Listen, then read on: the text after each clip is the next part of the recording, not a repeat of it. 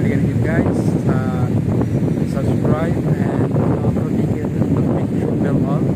At nandito tayo guys sa masyara natin ito yung lugar na ito sa Tulamay. At ako'y namamasyal na naman dito guys dahil para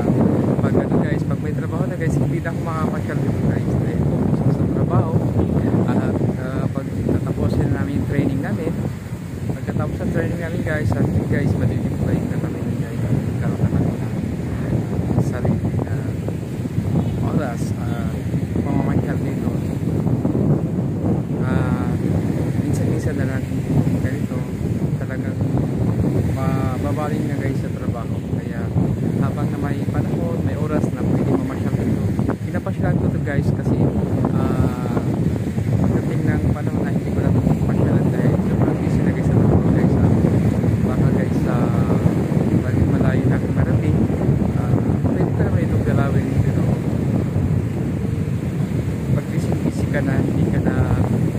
agad na makapunta dito dahil marami ka ng lugar na pupuntahan at mapasyalan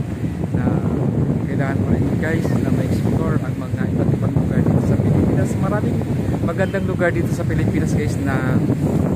dapat natin pasyalan, pero hindi natin napapasyalan guys dahil wala tayong kailangan natin guys na pumasyal para marating naman natin yung mga hindi natin narating lugar. Maraming sulok pa dito guys sa Pilipinas guys na napakaraming ano guys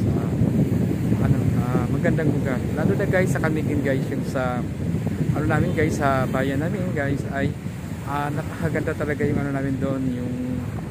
province namin sa Camiguin dahil marami talaga guys namamasyal doon, tourist spot talaga yung amin ay